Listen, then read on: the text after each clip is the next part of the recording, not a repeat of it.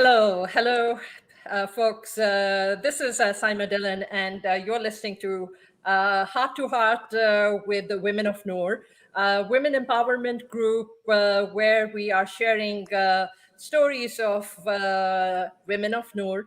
And on our show today, we have our wonderful Radhika, and she was born and raised in Ajmer, Rajasthan.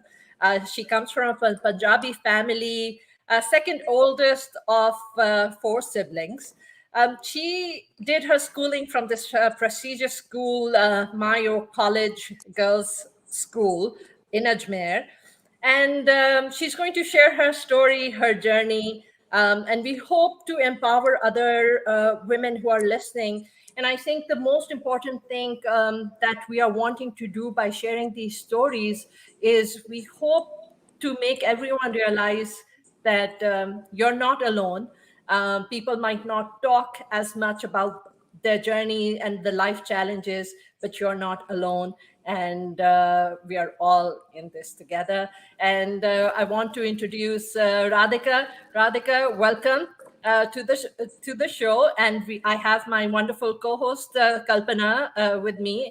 And before we have Radhika share something about her, Kalpana, you introduce yourself. Thank you, Saima. Thank you. And it was a wonderful introduction of Radhika. Love hearing it. And yes, so I'm Kalpana, and we are co hosting, me and Saima co hosting this Heart to Heart for quite some time now. And I am actually, as a profession, I'm a teacher. And then I also, of course, a radio jockey in an Indian radio station. And plus, recently we've joined this podcast to change any lives who think that there's nothing's working, there's end of the road. But of course it's all in a perception. There's small things that we can do. We always talk about taking a gingerly steps, and I strongly believe in that the bucket fills with each drop of water, it makes a big difference, and that's what we do in lives as well. So it's all in the perception. Like we say that anything you leave in the middle, I feel that that's weeds grow in the crack, right? So anything you leave behind definitely will may create some kind of conflicts. So just see that in the life. And with that, we have connected with many women in the recent time and trying to help them and give a different perspective as well, how they can actually move on in their lives. It's never end of the road. It's never that some people that nothing's working for me. So this is what we're trying to do, me and Saima. And we are very honored to welcome our guest Radhika today to share her journey as well in the same path. So welcome Radhika to the show. And Hi, one thing Kalpana. that I would like to say about Radhika, she says that her Buddhist practice has been her anchor throughout her rough moments in life. And she strongly believes that tough people last, but not tough times. Welcome, Radhika. I would love for you to share your story with our audience. I want to thank Saima and Kalpana for giving me this chance to be here and making a difference. As Saima did introduce, I come from Rajasthan, India, born and brought up in in a Punjabi family. Um, Life was different in my school days, and definitely things did change once I got married. I came to US. Things were different. And just to introduce myself, I have been in a very rough marriage. I was in it for 6 years. And it did change my life, my perspective towards things. After 6 years of a miserable marriage, I chose to walk out of it because I did not believe in living in a bad marriage because it was hurting me somewhere. And I was responsible for a 3-year-old back then. And it was a case of domestic violence. The best thing I did was to walk out of it. And the fear that kept me wound in it for all those years was a fear. It was a lie. It wasn't the truth. Things like what will happen? How will I survive? How will I take care of my child? And those were all false statements that my mind was giving me. That wasn't the truth. And I think the best thing I did was validated my life, because when I stood up for myself, I felt universe made a path for me, and things just started falling where they needed to be. Um, Ever since I came out of it, now it's been, this incident happened in 2011. It was an attempt to murder. Uh, Flowermont Police Department was involved in it. But after coming out of it, I felt was the first time I ever took a breath of fresh air. I had forgotten what it means to be independent. And after making myself to where I wanted to be, I promised myself I'm going to help every woman I can that comes my way. And in the past 6 years, I've helped up to 7 to 8 women understand how amazing and powerful a woman can be. But it's just Absolutely. finding that base and believing in yourself. So it's funny how the whole process works, right? If you believe in yourself, the world believes in you. It's not the other way around. You have to And believe. most women look for validation, right? Not just most women are looking to be told that that it's okay what you're doing. But the thing is, you don't need validation from anyone. You just need to believe in yourself. Right, right. And most women, it's like it's a pattern, right? Like I went to these seminars, understood the psychology. Most of the time women want somebody else to stand up for them, because they feel they want somebody else to raise that voice. But it does not happen in real world. It does not happen like that. The day you stand up, the entire universe conspires to make it happen for you. Paulo Kilo. And I have worked with women who are CEOs of a company. I've worked with doctors, women with amazing profession that you could not imagine. But the fear does not matter who you are. Doesn't matter whether your parents are in India, whether you're on H1, you're a citizen. The process that we go through is the same. Radhika, let me pause you for a quick second and ask you, what is it? Is it our culture? Because I'm from Pakistan, you're from India, Kalpana's from India, and we are coming from the same, part of the subcontinent. We are coming from similar cultures. Is it something about the culture? Is it something about the mindset?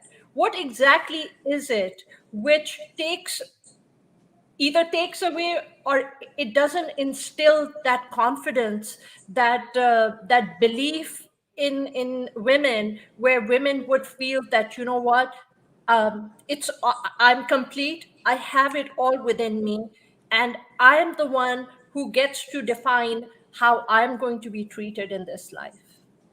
So I feel it's 75 in Asian culture. 75 is our upbringing. 25 is the fear that women instill in themselves. I think women have a role to play in it. And in Indian culture, believe it or not, more than men, it's the other women that bring you down. I mean, we grow up hearing, your grandmother did it, your mother did it, I did it. You know, you should do it too. This is expected out of a daughter or a daughter-in-law. And we just start believing it. It's just like if I say something 100 times, it becomes a reality. But then that's where your individuality matters. And I'm just a person by nature. Ever since I was a little girl, I just do not buy whatever you tell me. I need to see it, I need to hear it to make that decision. And I think that base nature also plays a role. If you are a survivor, right? If you have that in you, you will push it hard. But we all have it in us. We all it's like an underlying seed that's in all of us.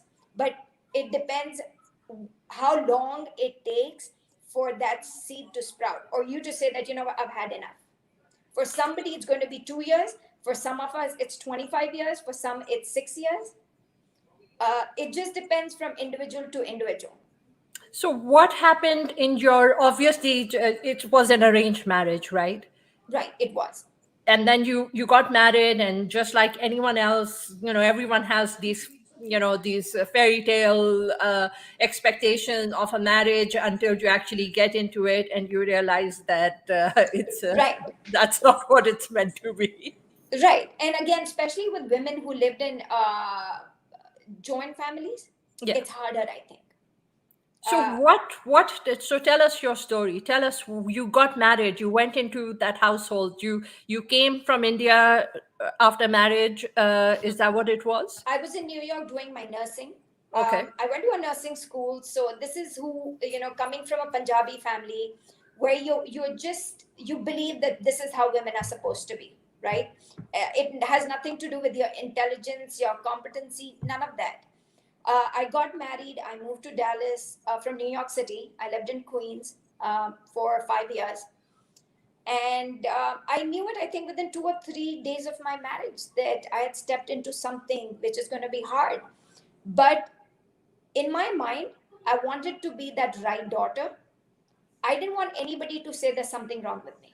So Because I kept you've grown up with hearing those those, values, yes. right? The Right. the burden and the pressure on a woman, joint family systems, on just, you know making it work somehow or the other, right? Right, right. And especially, I think around 2000, the air was very different. In early 2000, um, the culture was changing. We were having all these, these big companies coming into India, where a little exposure was given, but not enough. India was in that middle of transition, right, where women were finding their voice, but at the same time, that tradition was tying you down. You didn't know that balance in the 2000s. And I think, uh, again, this is not a stat or a study, but I have met enough women who got married in the early 2000s to what women are today. There's a huge gap between those 20 22 years, right? uh, I think women are trying to understand. The newer generation is trying to understand more.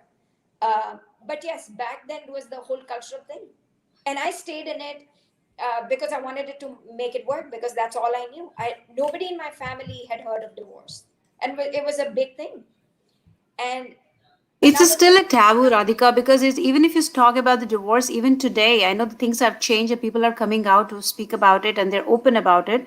But even today, I would say, especially in the Asian culture, India, Pakistan, Nepal, Bangladesh, if you just take it, it's still a taboo when you talk about it. And absolutely true that there are only few women, if you see that movie Nemo, the all the fishes are in the net and only just one, Nemo, who believes in himself, who just like influences everybody else that you can do it, you need to just come down, otherwise they all just caught up in that net. So it's just like that even today, I would say. But of course the numbers are going up, I would say. And it's a really glad that I would say, just commend you that what you have taken a step, and then working for yourself, and then that's really great, commendable, whatever you did it.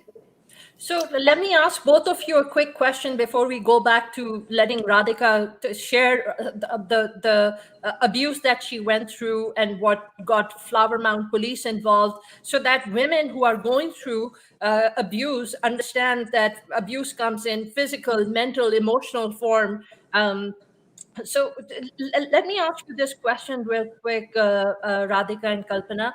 Why is divorce a taboo? in my mind, I mean, now that I am in this situation, I really do. It's a mind game, right? It's what you believe in.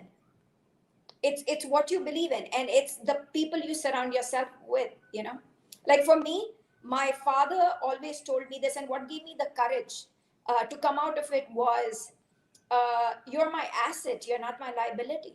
And that day when that happened, the only thing I could hear was my father's words echoing in my ears: you are my asset, you're not my liability. So it's the surround, it's that support system which gave you the courage to get up and to, to face the storm, and to stand in the face of adversity and just say, you know what, I'm not going to let anyone take advantage of me, I'm not going to let anyone do this to me. Right. And it had, my father had a very big role to play in this. I think in today's society, families, brothers, fathers, it's important. How is a girl any different from the sons that you raise? No. I mean, I know of women who are living in abusive marriages because they feel the parents would not accept them. Because human life, You know we what I have have to to give add value to to that? human life. Yes, you know what I have to add to that is the reason I would say believe, and a part of it's true what Radhika said, why it's taboo. It's just a system that the new system we don't want to believe. But well, to speak, Saima, the marriage is meant to work with two souls, right? It's meant the system is made whoever made it whenever they made it. But it's supposed to work. But unfortunately, what happens to make it work? There are some key points which both of the families forget to instill in the kids or in themselves as well, and those key points are missing when the journey starts, and then they don't want to believe the system that it's not working where it's supposed to be meant to be working. And then when this new system comes that I don't want to live there because the people are coming up, the women are just coming up, and then they want to stand for their own, and they don't want to get used to this whatever kind of abuse it is, whether it's physical, emotional, verbal, and it hurts. It certainly hurts. So they just want, because I know a family who reached out to me saying that the daughter wants to go through a divorce, and then she reached out to her own parents, and the mom said that beta aisa mat karo, और हमको what do you say that don't give a tragedy to us, don't give this trauma at this age. They never understood what she's going through. They उनको just फर्क didn't नहीं wanted any पड़ता था, kind of because वो उनके right. दिमाग में वो ज्यादा उस चीज का प्रेशर था कि लोग क्या कहेंगे. Right, right. And that's Loka King. another So thing. they said Yeah. absolutely that don't just make us sad by just taking this step. That's the only word they said. And the daughter was going through so much abuse, different kind of. So they did not understand what's going through her. Of course, she's going through a lot of counseling and depression medication. But I think that is individual cases that people going through in the society. But see, I do want people who are watching to understand that we are human beings. We are created to be, we are created in a certain way so that we can live our best life that has been given to us. And that's why we have come into this universe. And if this system of marriage has been created where we end up meeting this strange person, and we end up, getting into this bond where we are saying that, okay, you know what, we're going to spend our lives, with this strange person. So two people meet, they're spending their lives together, they're supposed to adjust to each other's uh, upbringing, belief system, and that is not a easy process, and most people try to make it happen. And you might reach a point where and we are constantly evolving as human beings, we are constantly changing. And if you reach a certain point where you feel that your belief system is not in sync, then it's okay for you to realize that, okay, you know what, we are not in sync, we cannot work with each other, or let's go our separate ways, instead of tormenting ourselves and putting ourselves through that. So I think more than spending on the marriage itself, the key thing, the most essential thing should be to make sure, whether it's boys or it's girls, that you give them the strength and you give them the confidence and you make them believe in themselves, that, you know what, no matter what, you as an individual, as a human being, as a child, you matter. Just make sure you're strong enough to take care of yourself if that union does not work out.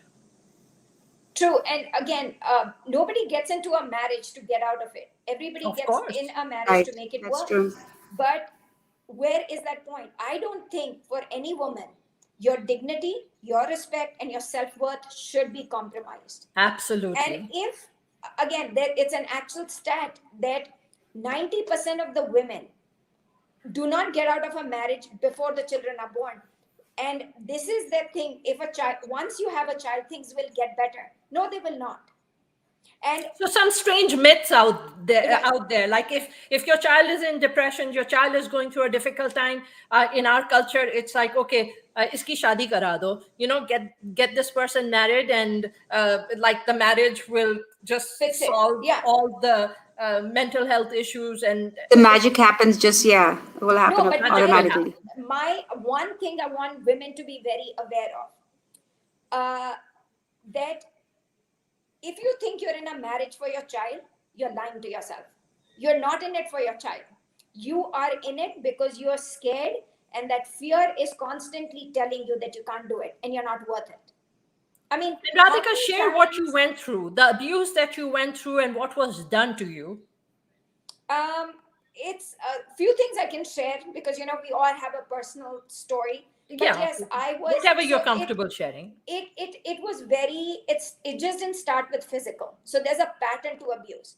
It starts with psychologically shaking you up, where you start believing there's something wrong with you. So it's a pattern. It could be a 4-step pattern, a 7-step pattern. Physical abuse is the last thing.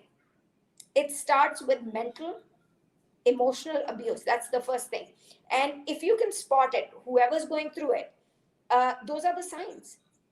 I mean, those are the signs. Just start to understand that. And sometimes women feel that, oh, it'll get better. No, it's not going to get better. If it hasn't gotten better in 3 years, 4 years, it's a lie you're telling yourself, or it's a fear. And sometimes it is that love is from one side, right? You might be 100% in the marriage, the other person's not. So going back, it started with emotional, mental.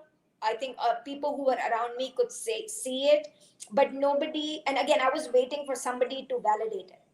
Can somebody just ask me how I'm doing, so I could let my story out? Can somebody just ask me if I need help? I lived in it for 6 years until this physical thing happened where it was strangulation, and I had to get 911 involved. I had to call the cops, where my 3-year-old was made to watch it. And they never thought that I would have the courage to maybe pick up that phone and call. Neither did I. But the only words I could remember was my father saying, "You're my asset. You're not my liability."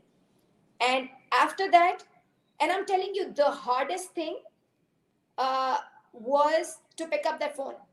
And after that, everything was like God's plan. The man who took me, the guy who took me in the ambulance, I connected with him last year. He had written a note and he had given to me on a tissue paper. The lady who took me in the ambulance, Emilia, I contacted her. So the Those were strangers were empathetic to your situation and to you and were kind to you. But here's this family that you ended up, getting this person you ended up getting married to, but you didn't just get married to this one individual. You actually married this whole entire family. family. Yeah, you just married the entire family. And the doctor at Parkins, right? Uh, I was admitted in the evening. They did CT scans and they felt that I must have crushed my vocal cords and I might not be able to speak. Or what if I go to sleep and I don't wake up because the impact has been so much on my neck?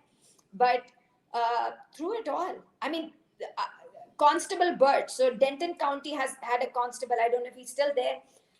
He stood like a father by me. I think it's just taking that first step, and that seems the hardest, but that'd be the best thing you can do to your life. Because And you matter. yes, and if you don't validate, nobody else will.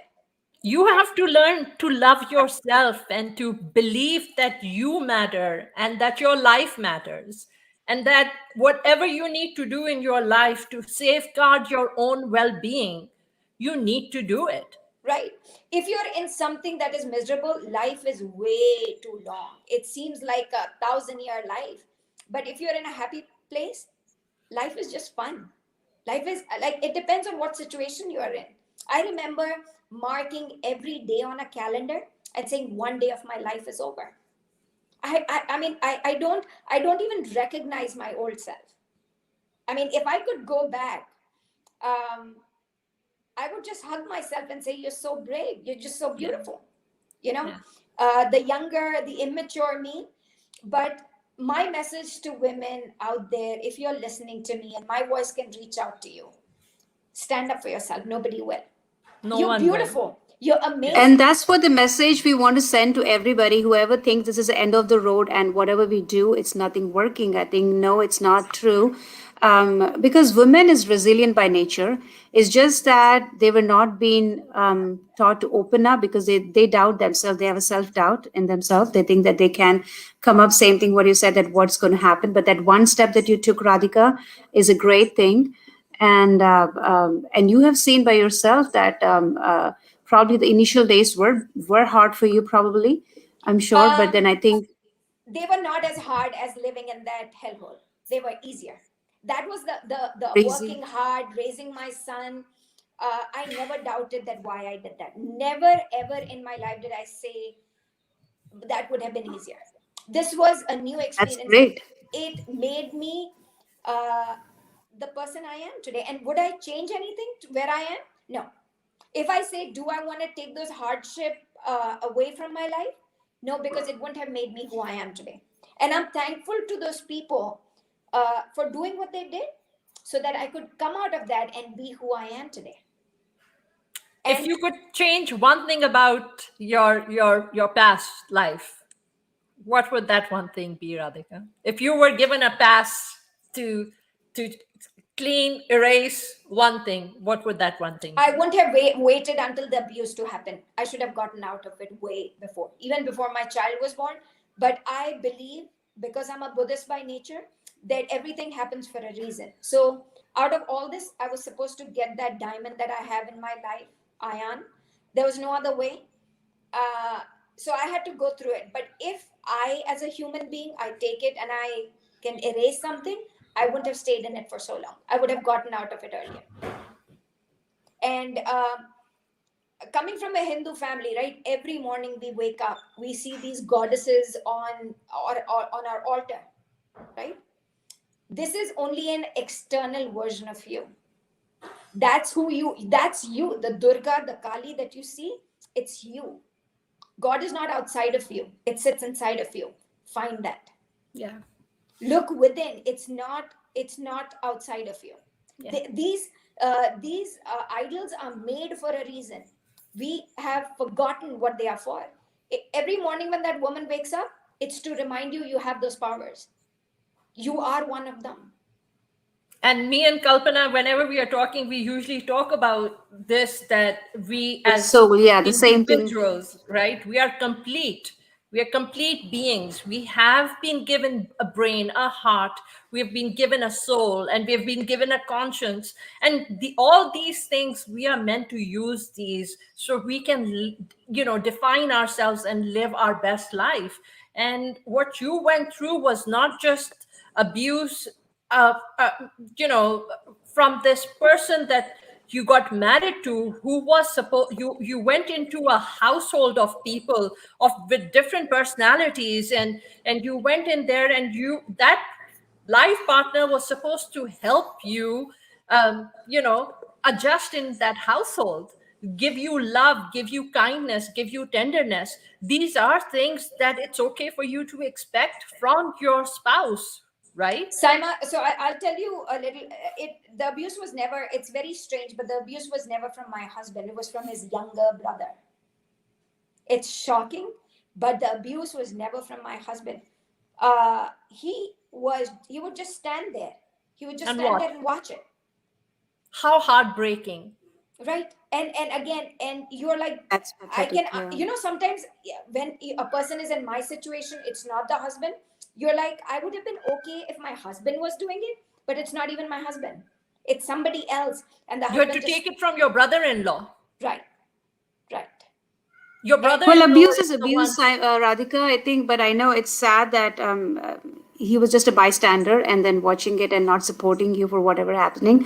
Kind of like he's validating what's happening, right? right. If he's not supporting, he's not saying no. That means he's indirectly validating whatever is going on with you, Right. If and you're that's not sad doing it, itself. but you're That's abuse watching it, itself.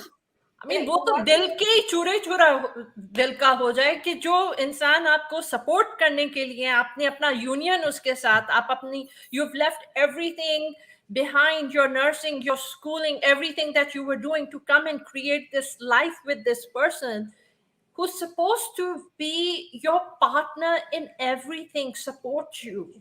And that person stood there and watched you get abused. Right, and it just see you crumble. I mean, and this is what I'm instilling in my son. I was like, if you are you're not doing it, but you're watching it, you're equally wrong. Responsible. Right, Part of it. You're usually part right. of it. That's You true. you have be the change, make a difference. Yeah. Women are to be loved and respected.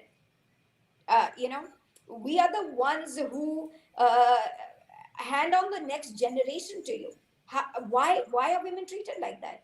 And again, coming back to this, at some part we are responsible. It's just not, Yes. it's just not men, in-laws. It's you, because you are letting it happen to you.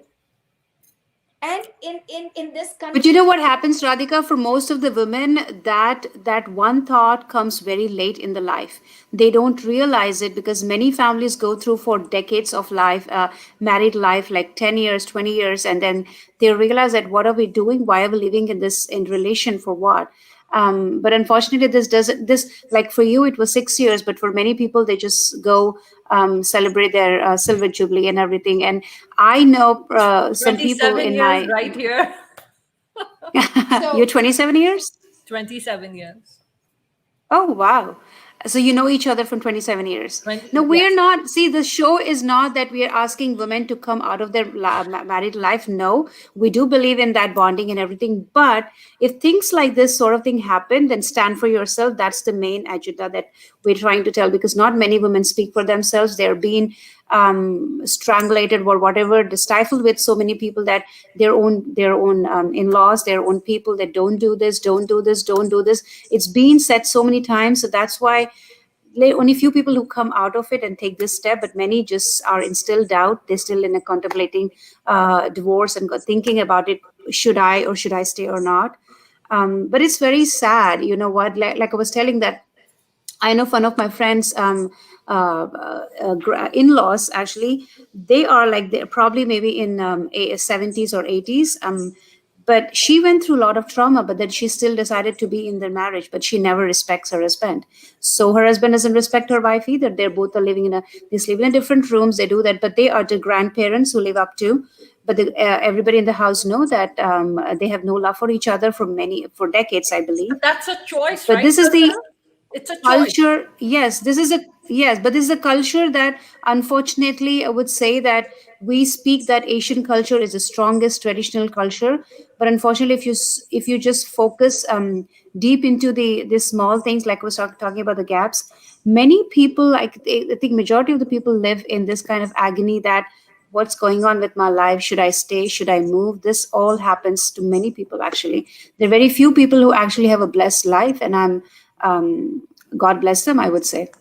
But One thing that something. I will definitely say is that you, just like Radhika said earlier, that you are the one who Define defines yourself. how others are going to treat you. Because if you let others abuse you, they will. And I think, Radhika, is something that the traumas of life or whatever we have grown up with, it's also part of our energy, which is within us, and the energy which perhaps attract certain things. But then, no matter what, at the end of the day, we have to decide that, hey, you know what, no one gets to abuse us.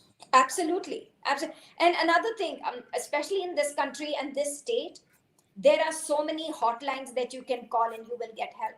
For me, being in it, I never knew who to call. My entire family is back home. I have cousins, but I didn't want to talk to them because what will they think about me? How will they judge me? You know. But get up and call the police. Go make a complaint. They will do something about it. The resources are out there. Right.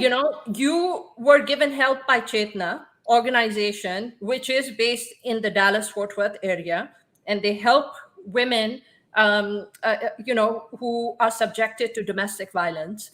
I myself have had Texas Muslim Women Foundation come on my podcast and talk about, they have two shelters for women.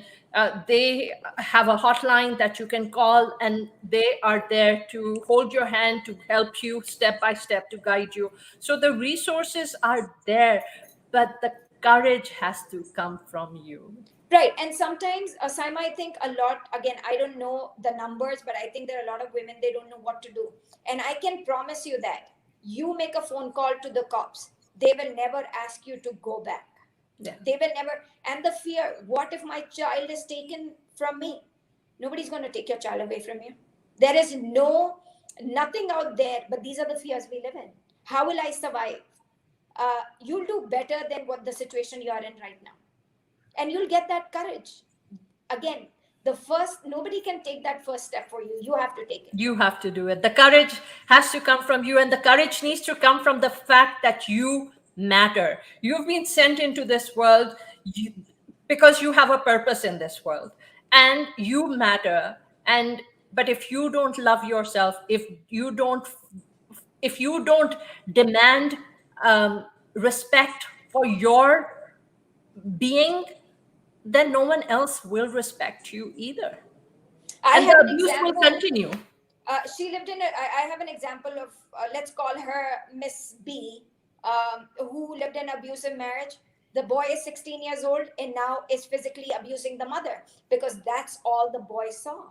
Yeah. And So you don't even the law, realize what you're cultivating, right? right. And the chances are this is actually a part of psychology. If a girl is being raised in that environment, Yeah. the girl child is going to think this is normal. Yeah. And if tomorrow this happens to her, because the mother lived in it, if not for yourself, get up to give a better life to your children. To your children. And again, Absolutely. I'm just a guest speaker, but I'm sure women who need help can put a message out there. Maybe we can guide them. So reach out. Absolutely. Absolutely. We are in the last few minutes of our show, and I would like to, we have a women empowerment group called Women of Noor, which is on Facebook. Please come and join our group. You're able to contact me. You're able to contact Radhika, Kalpana, any one of us. You're able to contact, and you're able to get in touch if you're suffering from abuse, from domestic violence. There are tools out there, like Radhika said. If nothing else, just pick up the phone and call 911. Seek help because you matter. And before we end the show, Radhika, what are you proud of? Um, I'm proud of being a survivor, acknowledging that I make my tomorrow. Nobody does it for me. I have to make it, and then knowing and understanding that the universe will conspire to make it happen for me. I have a true faith and belief in it, that the universe helps you, but the first step has to be yours. What And would you like to say, Kalpana, before we end Wonderful. the show? Well, that's really, first of all, I want to just say this story is really inspiring, Radhika. And what I have to say is same thing, stand for yourself. First of all, I would say this, love yourself first, believe in yourself. Because, like she said, that if you don't, and then the abuse can just happen to you as well. The 16-year-old mother the son who's just being abusive to his own mom. I think this is what happens when you have a self doubt and you live in that for a long time. People start hating you. So first thing first is just love yourself and believe what you're doing. It's okay if you go wrong. That's fine. Don't seek for validations, and just go with your life. Any parting words? What advice would you like to give women before we end the show? I would say is, if you're in doubt and you think you need help, just call somebody. And even the men, if you are out there watching it, it's just not a women issue. It's an issue of men and women equally. If you feel a Regardless of friend the is gender, that's living true. Yeah. in an abuse, uh, maybe pick up a phone and ask them if they're doing okay. Maybe if you feel there's no false call the cops if you feel somebody is in that hostile environment. Make that difference. That's how karma works. Make that difference. We all stand for each other like brothers and sisters.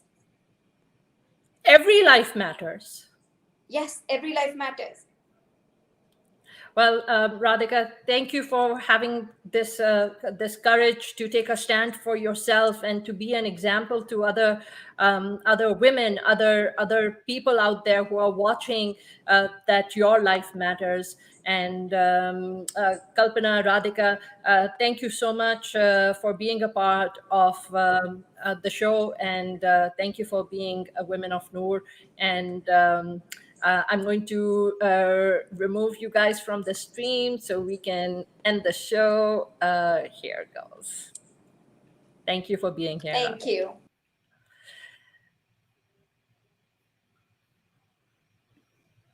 you.